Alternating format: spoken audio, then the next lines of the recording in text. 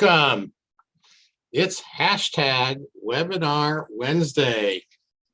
I'm Doug Sesserman, privileged to serve as the CEO of Americans for Ben-Gurion University. And thank you for joining us today to learn about pursuing your medical doctorate degree or an MBA degree in English in Israel at Ben-Gurion University of the Negev. We have a great show. This webinar is called for 45 minutes. So many of you have joined us before. If you have a question during the webinar, just click on the Q&A and I'll do my best to feed the questions to our four panelists who are all just simply marvelous. Our goal is if you join our webinars that you learn a little bit about Ben-Gurion University and how it is such a vital institution to the future of Israel, and that together all of us here in America can be partners in the remarkable, which is BGU and Israel. And if after this webinar you haven't had enough, the next one you're not going to want to miss. On February the 9th, we are bringing BGU's famous Driving Goldfish to a webinar, an exclusive webinar where you can learn about BGU's Driving Goldfish and the incredible scientists behind that experiment that has demonstrated to the world the cognitive capacity of goldfish, believe it or not. Okay, so I want to start by thanking the people behind the scenes who do work so hard to pull this off. Melody Mokhtarian, our Director of Events and Experiences, Ali Robinson, we are now live on Facebook, and Leora Miller, who also helps put everything together. They make my job look so easy. All right. I think it's kind of time. What does everybody think? You all ready? We have Lynn, Hannah, Maya, and Lygia joining us for this webinar. It's 7 p.m. in Israel. Some of us are in New York. Lynn and I'm actually in my actual office, not the virtual office. So it's noon in New York, 7 p.m. in Israel. Okay, we're going to start with the Medical School for International Health, Dr. Lynn Kutel. And then we are going to speak to a student of MSIH, Hannah, and then we'll shift to the MBA program with Maya and Lygia. All right, Lynn Kutel. Lynn's a veteran of our webinars, and she is the director of the North American office of BGU's Medical School for International Health, what we call MSIH. Dr. Kutel is a pediatric pulmonologist on faculty at Columbia University, and has contributed to the development of clinical guidelines for cystic fibrosis. She served as the director of Columbia's Cystic Fibrosis Center for 20 years and has been on multiple national committees, including the Cystic Fibrosis Center's Directors Committee. She is the Associate Director of Data Safety Monitoring Board for the Cystic Fibrosis Foundation. She received her medical degree in 1981 from the Sackler School of Medicine at Tel Aviv University. Lynn earned her undergraduate degree in biology from Hampshire College and grew up in New Rochelle, New York. Welcome, Lynn. You're still on mute, I think. So Lynn, you're going to start right with a little description of MSIH. Correct, I am. All right, I am unmuted now and you can see my slides, I hope. Am I unmuted? Yes, but my slides, 1 second. Okay, everything's good now, Doug? Yes. Okay, great, thank you so much. I want to listen to the webinar on the driving goldfish. I really feel like every day I hear about that goldfish in some form or another on the news. So thank you for having me. And I am going to talk about the Medical School for International Health, or what we say is Tikkun Olam without borders, healing the world through global medicine. So we have two medical schools at BGU, and as everybody knows, the Negev is 60% of the land mass of Israel, but only about 10 to 11% of the population. And BGU is the only university in the Negev, and it educates 20,000 students. There are two medical schools at BGU. One is the Goldman School, which is a 6-year medical school program for Israeli students, and the second school is the Medical School for International Health. So what is MSIH and why is it different? It's a 4-year medical school program that is taught in English, and the students receive their medical doctorate from Ben-Gurion University. What's unusual is that medicine is taught in the context of cultural, political, economic, and technological factors. And what's really unique about our school is that we have global health infused into all 4 years of the medical school curriculum. The students have day-to-day exposure to global health through the multiculturalism of Israeli society.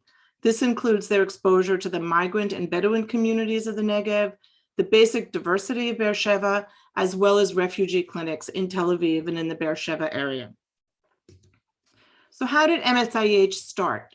This started in 1998, and really the idea was that we recognized that there was a need for a new paradigm in medical education. And this was something that was recognized by the leadership of Ben-Gurion University and Columbia University. So until 2016, MSIH was run as a joint venture with academic input from both universities. As of today, we have over 600 alumni who work all over the world. So what is the mission? What are the mission and values of MSIH? Our mission is to have our students and our graduates become leaders in scientific, educational, and clinical excellence that reflects the commitment to individuals, the community in the Negev, to Israel, and the world. Our values are that we are person-centered, we have a commitment to society, we believe in collaboration and integration, innovation, leadership, and impact. And how do we get there? We get there by developing what we value as the core skill sets of an MSIH physician.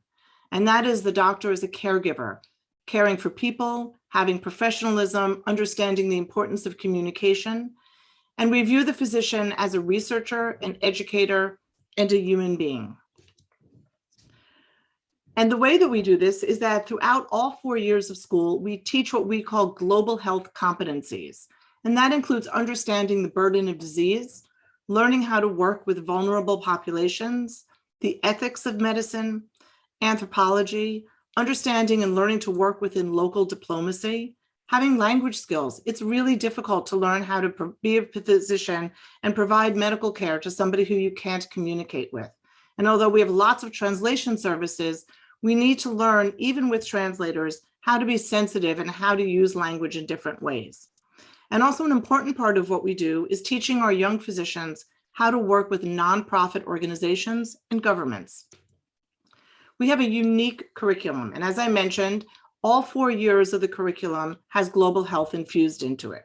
So in the first year, the students have a course called Introduction to Global Health. It's a series of case studies, examples being, it's potluck, who's bringing the salmonella to lunch? Another one is curbing tobacco use in Poland. So these are real live situations, real challenges that physicians face. And what's really fun about our curriculum is that these things change. So we don't do the same thing every year. 1 year we may do the salmonella talk, 1 year we may do the talk on Poland in tobacco in Poland, but another year we do something different. We also have a series of what we call global health modules, which the students take in their first and second year. And these are small working groups. They last a few weeks. And again, they differ year to year, but they're really interesting. They're things such as birth as a human right, learning how to do disaster management, or anatomy of urban health for the poor and underserved. In the third year, the students participate in what's called a cross-cultural workshop, where they learn how to deliver care, the same medical problem, but within the context of a different culture. So for example, you may have a patient with asthma who's being discharged from the hospital, and you need to talk to that patient about the importance of their care. But in one scenario, the patient is an Israeli hippie who doesn't believe in medicine and only will talk to his guru before he takes his medicine. In another scenario, again, a man with asthma being discharged from the hospital, he may be a Bedouin who doesn't really want to take his medicine and wants to go smoke hookah with his buddies. And in the third scenario, again, a man with asthma, he may be a migrant worker who doesn't have a safety network, doesn't have insurance, and wants to use the money that he earns to send back to his family. So as a physician, you need to learn to work within the context of those cross-cultural challenges. And then finally, in the fourth year, we really have the crowning glory of our program, which is our students go for 2 months to do global health rotations at various sites such as India, Nepal, Sri Lanka, Peru, Ghana, Mexico, Ethiopia, and British Columbia. Obviously, for the last 2 years with the pandemic, we've been limited and our students have not been able to do these, but hopefully next year we will be back to baseline. So just very quickly, an example of one of our modules was a few years ago. It was a module in emergency medicine, disaster, and relief. And in this picture here, you'll see Asher Moser, who is, I'm sorry. One of the physicians on our faculty. Asher went to Nepal in 2015 after the earthquake. And what he does is he teaches the students to engage in decision-making, making simulations. So for example, how to keep a newborn baby warm when you don't have electricity. And the way that they did it is that they actually used the battery from their car and made a little isolette for this baby to keep the baby warm. Learning how to work within the cultural norm of the country where men were being treated first, even though there may have been women and children that were sicker. Determining what supplies they needed to carry up a mountain, how to prioritize that, and also working with translators. So that's a real hands-on example of one of the modules that we have used. We have a diverse global student body, and our students represent countries from all over the world, including the US, Canada, Israel, Australia, China, Colombia, France, India, and the list goes on. So what are our challenges in looking to the future? Well, our mantra these days is think global, act local. And although we focus a lot on global health, we recognize that a lot of these challenges really are applicable to no matter where you live in the world, whether it's Canada, Israel, the United States. And so we have to continue working within a changing political climate in the Middle East and the world. We work very hard to maintain a vibrant curriculum consistent with medical education, modern technology, and a changing world. And then finally, our next challenge is obviously to continue identifying high caliber applicants from around the world. So I want to thank you so much for your attention, and I look forward to hearing from Hannah, who's one of our present students. Thank you, Doug. Thank you, Lynn. That was a great overview. And we're about to introduce Hannah, but before we do, I don't want to forget to thank our community partners who helped promote this webinar. We had over 10 partners from around the country that helped get the word out. And we want to make sure that people continue to understand the educational opportunities that exist for American and other English-speaking students from around the world to participate and go to school at Ben-Gurion University. So in particular, here's a list of some of the organizations, in particular the Hillels. Just want to thank them for helping us get the word out. All right, back to Hannah. So Hannah, reading your bio, it's clear to me that your parents must be just a little bit proud of you. And I don't know how many siblings you have, but how many? I am the oldest of three. Yeah. I have two younger siblings. Yeah, you put a little bit of pressure on your siblings, I'm sure, with your career. Well, I'm happy to share that my younger brother is actually a fellow student with me in the first year at MSIH. So really? we're here together. Wow, Yeah, which has been really wonderful. That's amazing. I want to meet him. So I'm hoping to be in Israel toward the end of March. I'd love to meet you and your brother. But for our audience, Hannah Lehman received her BA in Public Health and Anthropology with a minor in Judaic Studies from Brandeis University. During her studies, she had the opportunity to work in global public health, specifically HIV and AIDS health education in Cape Town, South Africa. Following her degree, Hannah worked at the CDC, the Center for Disease Control and Prevention, as part of a Health Associate Fellowship Training Program, and she received her Master's in Public Health in Epidemiology from Johns Hopkins Bloomberg School of Public Health. Not too shabby. During the global pandemic, Hannah returned to public health to support the COVID-19 response. Working for the Philadelphia Department of Public Health, she focused her efforts on mobile vaccinations for homeless shelters and other vulnerable populations. Hannah is in her first year at the Medical School for International Health, along with her brother, we just learned, and is thrilled to combine her passion for public health, medicine, and her love for Israel. So Hannah, welcome to hashtag Webinar Wednesday. But it's a little bit obvious, but tell us why you chose MSIH with all the different medical schools you could have attended, either in the States or in Israel. Yeah, thank you so much for having me on this. And as you can probably have heard from my bio, public health and global health is something I'm really passionate about. And I actually found my way to medicine after having worked and studied public health for quite some time. And so I also had the opportunity to travel to Israel a lot while I was in college and was really instilled with a love of Israel from a really young age. And so living in Israel and being a part of this country and spending a lot of time in Israel was something that was really important to me separately. And so navigating my professional goals and other things that kept me in the States for a little while, and then ultimately choosing to go to medical school, the medical school programs that were geared for American students based in Israel were really appealing to me. And so when I found MSIH, I knew that was like a perfect fit in terms of my global health, public health interests and being in Israel. And so far it really has been. I've really enjoyed my time. That's great. Who discovered MSIH first, you or your brother? I think it was me, but I actually did my MPH program with someone who was a student at MSIH. Wow. And so I think that was where I first was exposed to it. But my brother Sam has independently found it, and also for a lot of reasons, it was a good fit for him as well. And the two of you are getting along, even though you're competing in the classroom? Yeah, no, absolutely. We're really close. And so coming to school together was like a really exciting thing. That's amazing. Now, Yeah. You went to Brandeis. Do you speak Hebrew? Did I take Hebrew? Is that what Do you you said? speak Hebrew? Oh, I do speak Hebrew. I'm definitely have a lot of room for improvement, but I speak enough to be able to get around and communicate with folks. But I'm really benefiting a lot from the Hebrew classes. And how about your classmates? How many? What I'm trying to understand is how comfortable is it for people, if they don't speak any Hebrew at all, to go to school at MSIH in English? I think pretty comfortable.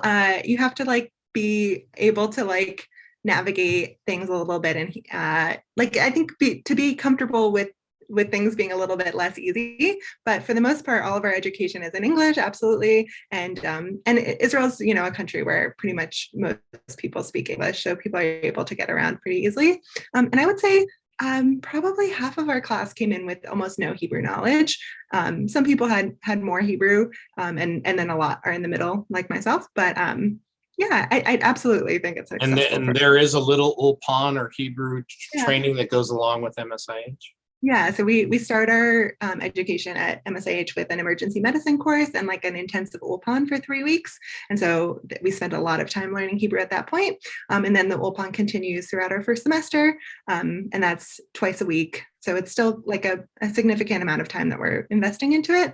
And then now we're doing medical-based Hebrew. And so I'm learning patient interviewing in Hebrew, and that's been fun to really focus our Hebrew skills. Have you started your rotations at all at Soroka Hospital? Not yet. We do our rotations in the third year, Okay. which lines up pretty well with what American med school programs are, of having the first 2 preclinical and then the latter 2 clinical. But there have been opportunities to volunteer and spend time in the wards. Yeah, because I know from Soroka, in terms of the patients there, you're interacting with a lot of Arabs, you're interacting with Jews, so there's Arabic, there's Hebrew, there's English, so Russian, other languages. Yeah, absolutely. And Dr. Quattel mentioned this, is that the skill of learning how to translate interviews is really incredibly valuable and something that we learn a lot here. And so Hebrew makes the rotations a lot, I think, makes it run more smoothly for folks. But the truth is that a lot of the patients, as Soroka has mentioned, don't speak Hebrew either. And so really being able to learn how to communicate with patients in different ways and through translation services is, I think. Okay, one last question. You're incredible, but if you're speaking to the audience, and there are some people who are prospective students or parents or grandparents of prospective students, why is it that they should come to the Medical School for International Health? I think it's a wonderful school where it's a small school, so we have a lot of focused time with each other, and it's a really tight-knit community. And I think that it matches the American medical school education standard really well. And the opportunity to be in Israel and to learn in a different way and to have global health really infused into our curriculum in a meaningful way has been wonderful. And so I think it's a really unique and exciting place to choose to learn. And if people are interested in learning in Israel and want an adventure, then it's a perfect fit. That's wonderful. We're getting a question from Lorna Birnbaum. She's asking, how much is the tuition and is there scholarship available for foreign students? Lynn, do you want to take that?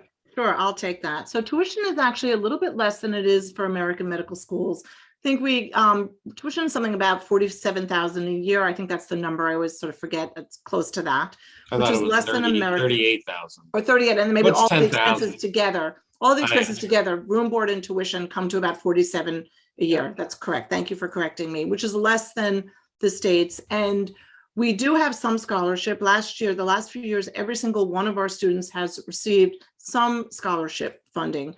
We don't have, we're not a well-endowed school, we're a young school.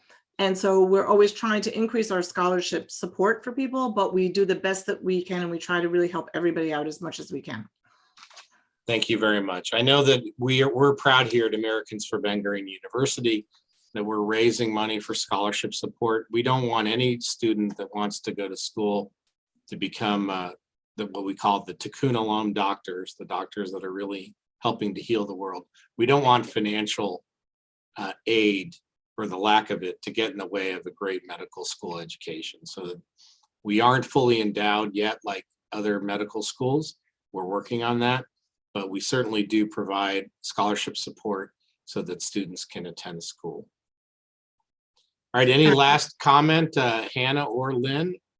I was just going to add on that point that I've had a really smooth and easy process getting U.S. federal loans also to support my education, which, is not as good as scholarships, but pretty standard for medical students. So it's accessible and it's been good. Right. So there are a few other questions, Doug, about tuition and those. Acceptance rate. Do you want me to deal with those now or later? Yeah, go for it. Okay. So one of the question is acceptance rate for out of state, out of country. So we don't have different acceptance rates for all comers or really viewed exactly the same. And the average MCAT is probably around 508, 509. But again, we really look at our applicants in a very holistic way. We are looking for applicants who have shown academic excellence and have shown a commitment to community service, public health, and an interest in global health. So we don't have a hard cutoff in terms of MCATs. And then another question was, are there any programs to pay for tuition through the military? There are programs that for student applicants who have made Aliyah, there's a fair number of scholarships that are available to them. And we also have one specific scholarship that is targeted for lone soldiers. So we're happy to provide that. And again, thanks to A4BGU that has really helped us secure all of the scholarship money. Yeah, we have the Craig Granowitz Lone Soldier Fellowship for we work very hard to help people secure scholarships. So Americans are obviously eligible for federal loans, and we keep lists and work really hard besides the money that we raise to identify other scholarships that students would be appropriate for. Yeah, and then Beth Chesser jumped in. She the published tuition number is $39,500, right. But I think with room and board and everything comes out to about 47, 48. Yeah, just under $50,000. Yeah, living expenses are less in Israel than they are in the States. Hard to believe, but in Beersheba they are. Okay, so to the audience, thank you for all the questions. Reja Premisler, if I'm pronouncing that correctly. She's asking, just to clarify, are the classes in Hebrew? No, all the classes are in English. Right. The only time the students have to know Hebrew is really when they're on the clinical wards. That really is run in Hebrew. So it's really an advantage to have Hebrew skills, but the students have a full 2 years to get up to be doing that. But their classroom teaching is all done in English. Lynn, do you want to take this last question? Then we'll move on about the pathway for American students if they return to the US, and maybe a little bit about our alumni, because our match rate's very high. And this is absolutely a medical school where you can have an incredible career anywhere in the world, even though you got your medical education in Israel. So the bulk of our students actually do come back to the States. Some go to Canada to complete their residencies. We have a very, very high residency match rate.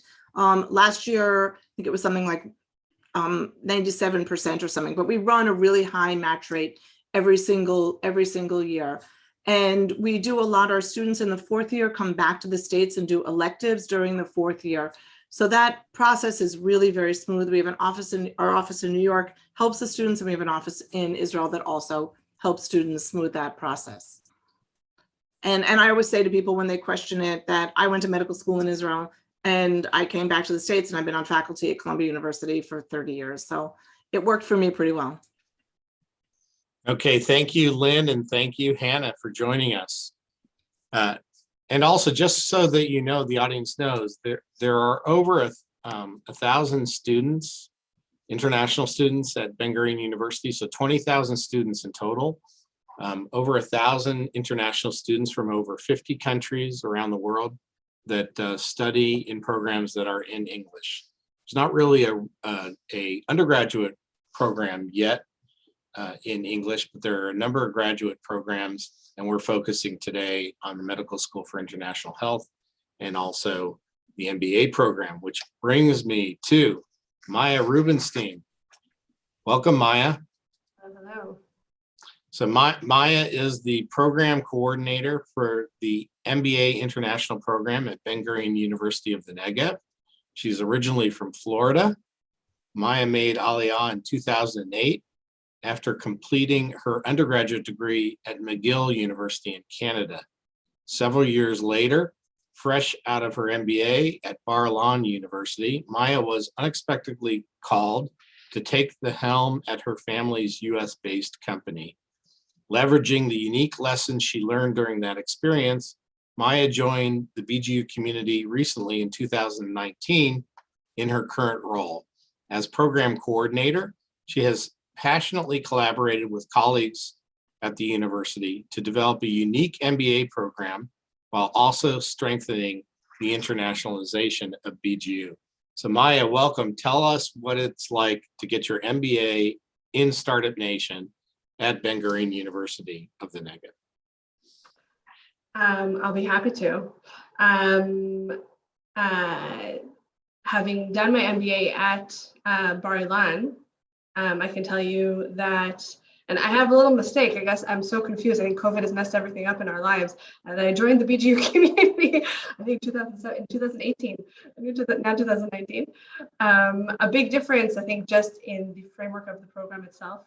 The program having been established in 2017. It was the brainchild of the previous dean of the Faculty of Business and Management. And the program basically came to life in 2018 with a very small cohort. It took off the ground and has since been growing and developing, and we are now really recruiting for our 6th cohort. Would you like me to share my screen, maybe get that going as well? Please do, yes. Okay, perfect. Okay, so I think we're here. Oh, sorry about that. That was a giveaway, but anyhow, so as I said, if you would just bear with me one moment, I'm terribly sorry. I'm actually losing myself on the screen here.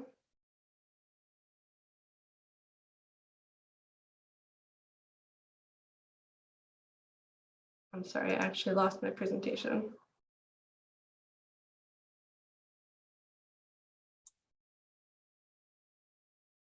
Okay, so no, I'm sorry, you're still not seeing it. I'm terribly, terribly sorry.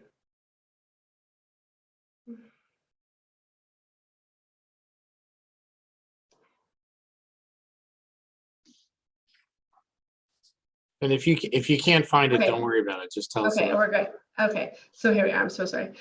Okay, so essentially, the MBA International Program is it is a program, the only English program that is of the Faculty of Business and Management here at Ben-Gurion University.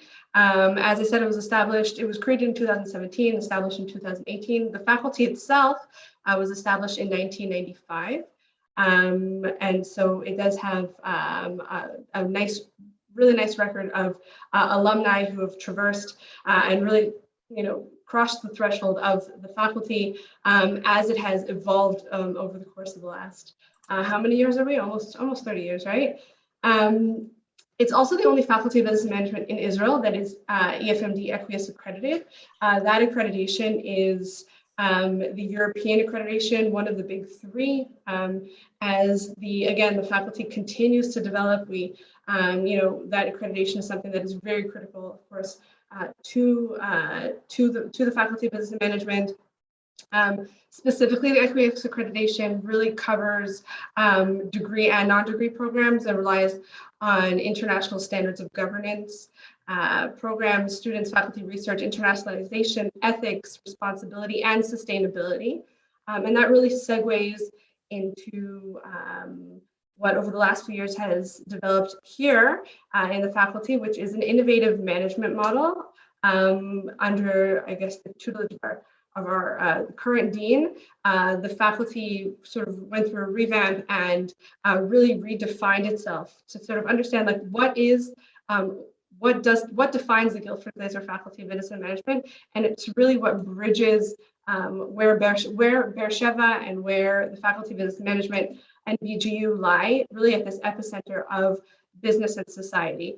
The vision of the Faculty of Business Management is that management leads society. It's a play on words in Hebrew, which is Nihul Movil Chevra, where Chevra is the word, it has two meanings in Hebrew. It means business and society, and where basically management takes the leadership role in both business and society, not just creating business leaders, but also creating leaders who make change in society. And so within that framework, the Guildford Glaser Faculty of Business and Management is really a key player in the innovation ecosystem here in Beersheba, which we know is flourishing with the development of the Innovation District, of which, of course, Soroka, the Soroka Hospital and BGU, as well as the Gaviam High Tech Park and the future IDF communications base are all a part of and in such close proximity.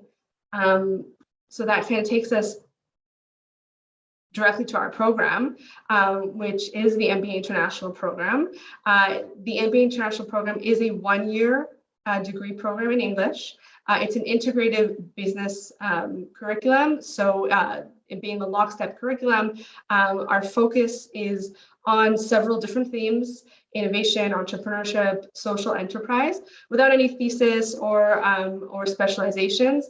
The goal is to really give our students the opportunity to explore what the innovation ecosystem is all about here in Beersheba, and do that within a very intimate, diverse cohort. So every cohort is approximately 25 students. We host mostly local students, but within that local cohort, they are quite diverse as well, with students who I like to say are culturally and linguistically and professionally and academically diverse, even though they're maybe Israeli. I would say our Sabras are maybe 25%, 30% of the program, and the rest really have something else that really defines them on an international level. The cohort studies together from start to finish. They start in October, they end in October. The final degree that they obviously earn is an MBA. Some of the other aspects of the program that are really unique, I would say, to our program is leveraging the ecosystem. We have an internship program that's integrated into the degree. It's non-credit bearing, and we do encourage always all of our students to participate. And that is a program that starts towards the end of the first semester, after our students have had an opportunity to really delve into some of the core business disciplines. They have some degree of background, and they start learning a little bit about what is a startup, and have the opportunity to match with a startup and do a very also unique internship experience with them, where they work hand in hand to to really meet the needs of the startups that they're working with. This is a program that's facilitated by the Benji Center of Entrepreneurship and Innovation here in the Faculty of Business and Management. And so as the students go through this really unique internship experience, they're on the one hand learning and also taking, as they're learning, they are also implementing what they're learning really in real time because it's such a short program. So they really have to, dive in, and we have several students every year who've really gained a lot from the internship experience. We're getting some questions, Maya, about also Sure. the tuition level for the MBA. Sure. And Sure, are there scholarships available if people need them? Absolutely. So the tuition is a standard Israeli tuition, and that means that it's dictated by the Council of Higher Education for all master's degrees, which is about 30,000 to 35,000 shekels, approximately $10,000 to $12,000, I would say, depending on the exchange rate, US dollars. So did you just say you can get an MBA for $10,000 to $12,000? Yeah. From Ben-Gurion University. That's the ticket price. Wow, I think we need to have a lot more Americans. So once we help get the word out about this opportunity, I would think a lot of people would see great value in getting their degree there. Definitely. And I think also, I think as was mentioned in the previous questions about tuition, cost of living as well here in Beersheba being quite affordable. The city itself, not only from the innovation and high tech aspects, but really has been developing. So people who have been living here for years really don't recognize it many times. And maybe you covered really this urbanizing. before. I may have missed it, but so when I received my MBA, it was a 2-year program. Sure. How long is the program at BGU? Okay, so the program at BGU is 1 year. It's 3 consecutive semesters. Okay. So the program starts approximately October with the regular academic year here in Israel after the high holidays, and ends about 12 to 13 months later, once again, depending on how the Jewish holidays fall out in the calendar year. It's a 42 to 46.5 credit program. So it's it's a full degree, but just condensed into those 3 semesters. So it's very intensive. Classes are held on Thursdays and Fridays so that it's a schedule that is also a little bit more comfortable for local students. And the beauty of the program is that it does find that perfect balance, I think, between local and more international students, where international students bring their experience to the classroom, and Israeli students have a way of being Israeli, and I think that's really critical. And the internship that you mentioned, that's integrated into the 1 year, or that's in addition to the? It's integrated into the 1 year. It takes place during the 2nd semester of their program, so that's approximately February to June. So about 4 months where they get to work, really invest as much as they want. And since it's non-credit bearing, it's also an unpaid internship, just by virtue of also being international students as well. This is fabulous. I hope our Hillel partners are going to promote this webinar, because I just know there are a lot of young people in the States, especially young Jewish people, who'd love to get their MBA from Israel and learn the secret sauce of the business success and innovation at Ben-Gurion University. We'd love it. Any final comments, Maya? And I want to introduce Lygia. Yeah, sure. We'd love to see more international students, and we'd love to have to embrace anybody who's really excited about diving into the ecosystem here and getting as much as possible out of it. Okay, thank you very much. Lygia, welcome to #Webinar Wednesday. Thank you. Lygia Fergaccio is originally from Romania, like my daughters. So welcome. And having pursued her undergraduate degree at Baker College in Michigan, Lygia Fergaccio was the only female to graduate in the first cohort to receive a degree in cybersecurity. And so having that, she knew where she wanted to go to further her career, which is probably the leading country in the world in cybersecurity, and the cyber capital of Israel and the world is Beersheba and Ben-Gurion University. So she continued her education by receiving her MBA at Ben-Gurion University in 2021. She brings expert security experience in the areas of technical architecture, application implementation, project management, team management, and program operations. Throughout her career, Ligia has provided strategic technical expertise to global organizations and has been recognized for designing effective security programs to meet business objectives. You currently are a consultant, right? You founded a company called Data Security Consulting. That's correct. Yes, I started my own company 7 years ago, and I've been running the company. And also when I was studying in Beersheba and doing the MBA program. So we provide services to companies mainly in the US and in Canada, and I've been in the startup world for a while now. Yeah, another underachiever. This is just, I don't know what our students are doing when they're like how they sleep, because you guys are all working so hard. But Ligia, so you're not Jewish. No. You're originally from Romania. You grew up in Michigan. Yes. Just walk me through how you ended up at Ben-Gurion University and in this career now where you're living in Israel, although I understand today you're in the States. Yes, sure. So part of the Michigan ecosystem, there's very strong ties to Israel. And I took part of a business economic trip to Israel in 2018. And this was my first introduction to Israel, of course, startup nation, of course, cybersecurity, and just the technology and innovation that's coming out of Israel is top notch, and it's always been viewed very, very well in the U.S. Corporate world.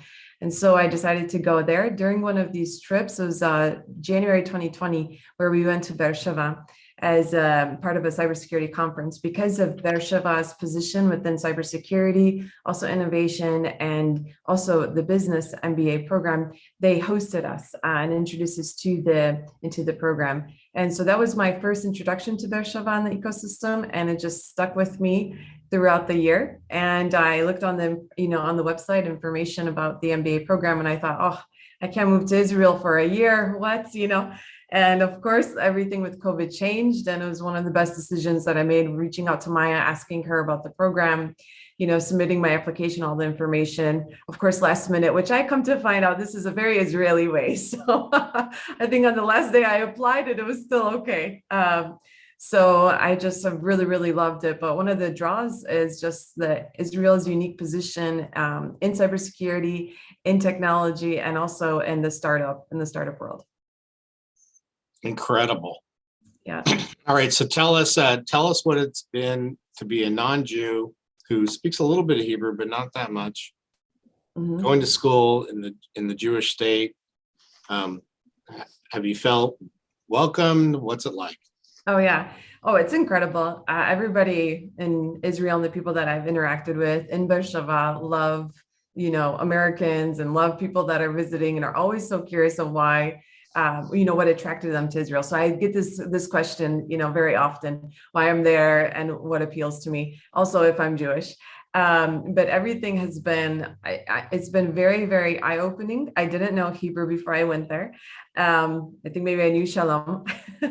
I've learned it along the way. But, the cultural experience has been something part of the BGU program, the MBA program at BGU has been so great because, as Maya mentioned, there's a lot of Israelis that are there. We really you start to feel like family. Everybody knows each other. There are about, I believe, 26 or 27 of us, and getting to know so many Israelis from different parts of the country has been like, wow, I feel like now I know people in the South and the center and the North, and you just build this network. And so it's been very eye-opening. It's been, really culturally enriching. And then at the same time, I feel like I'm just getting so much out of it, where now I have a bigger network of people than I had before, even through my business connections.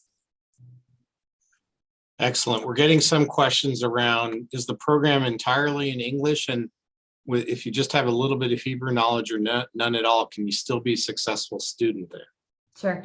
Yeah, you can definitely be successful. I had no Hebrew knowledge, and for my classes, I had no impact. Everything was in English, and it was really great. Really, there were no impediments to that. I just wanted to learn Hebrew because I want to be able to speak with local people, and I love languages. So this was just something that I pursued on the side. So there's no Ulpan or Hebrew training that's incorporated in the MBA like there is in the Medical School for International Health. No.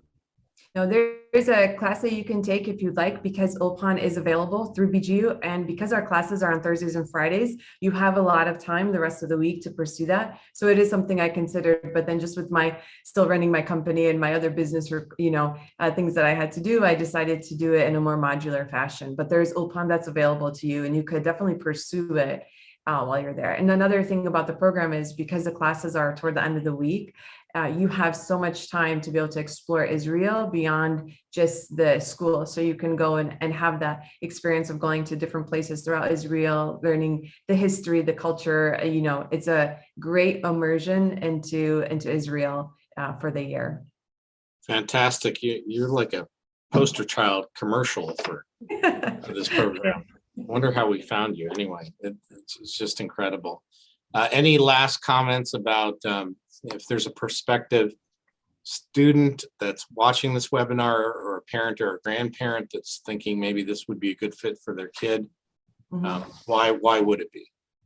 So there are a couple of factors that I think is really important. One, the cost associated with this is much less. I looked at other MBA programs in the States, and they were just, $80,000, $100,000, 2.5 years. And so it was hard to be able to, when you look at those considerations, to want to sign up for that, and given some of those considerations. So one, the cost. Two, it is a 1-year program where it is around, it goes by so quickly, right? So you have back-to-back semesters and you're really immersed in it. But then also just the ability to connect to the business aspect and entrepreneur aspect to Ben-Gurion University is really amazing. They have a Yazamut Center, which is the entrepreneurship center. So if you want to be able to have a taste of that, to try a startup or to be exposed to it, there's so many different avenues that you can do it in a much smaller, not smaller, but accessible way, where I think at other universities, you'll get kind of lost in the fray. And Ben-Gurion University has a way where you really don't get lost in that. And then also being immersed in Beersheba, it is such a college town in a smaller sort of city where you feel like you can really become immersed in the Israeli culture and not just, really just being immersed into it and knowing local culture, and it widens your horizons and your experience. So. Thank you very much. So we're starting to run out of time, but give us a plug for your company. Why did you choose to start your own company instead of work for an existing cybersecurity firm? I saw the opportunity to be able to take my cybersecurity experience and to do something different. And I think I've always had entrepreneurship leadings as something that I think I got from my dad, and so I thought at the time I can go ahead and take the leap to do this. I saw opportunity to be a leader as a woman in cybersecurity and the ability to interact with a lot of different companies because I work across industries. And so, I was young enough to think I can just take the leap of faith. And if it doesn't work out, I had my other backup plans of going back into corporate, but it's been working out really well. And it's been giving me opportunities to do things like this, where I can go to Israel and to different countries and immerse there. So this is me. Excellent. Well, as we say in Hebrew, b'chatzlacha, very good luck into the future. Something tells me you're just going to be a little bit successful. Okay. All right, so let's go back to the whole audience. We just had an incredible panel. I hope the audience enjoyed it. I can tell looking at the participant numbers, everybody has held on right until the end. I just want to thank Lynn, Maya, Hannah, and Lygia for joining us. We will take just a couple of last questions and then we're going to have to wrap it up. We are getting some questions around age range of students in either program. We're also getting some questions around, is there CME or continuing education opportunity, Lynn, in the medical school? Yeah, I actually answered that in the chat. So unfortunately, we don't have CME programs at BGU within the medical school. I think it's a great idea. It's something we've talked about, but it's still fun to come visit Beersheba, so come down and visit us anyway. What about age range? Is there anything? I'm too old to go to school. No, you're not too old to go to school. We don't have an age limit. We really look at the whole package of every applicant. So we don't have an age limit. medical students on the whole are older than they used to be. It's very unusual now, just like Hannah, it's very unusual for people to go to med school right after college. So the average age of an entering medical student nowadays is probably about 27, 28. We definitely have had some students in their late 30s start. Excellent. Okay, Maya, any closing comments? I think that we need to really make a bigger poster of Lygia, because she's definitely definitely represents what our program aspires to really, provide for our students. So Okay. thank you, Lygia, for joining us today also. Hannah, any closing comments for the audience? Thank you for having me join this. I am really enjoying living in Israel and being part of this program, and I'm happy to talk to any prospective students who have more questions or want to hear more. Perfect. All right, Lygia, the last words are yours. Wow, the pressure. And should I say something in Hebrew? No. I just really enjoy talking about it as well. It's been a great experience, and this, I just graduated right now. We just finished our program last fall, so it's been a couple months, but I think looking back on this years from now, it's going to be one of the most enriching experiences. So enjoyed it. Thank you. Terrific. Well, thank you to the four of you, and thank you to the audience for joining us. This was one of my favorite webinars, the 44th. But I think we might need to bring some of you back for future webinars. There's a lot of interest in programs, academic programs for English-speaking students to go to Ben-Gurion University. So that's just terrific. If you want more information, here's the information. So you can write down these emails. We will also post this on our website, americansforbgu.org. And we are going to follow up with an email to everybody that participated.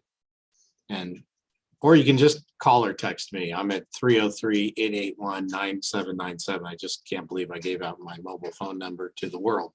But we want students to go to Ben-Gurion University in the Negev. Feel free to contact me, and I'll help you get in touch with anybody.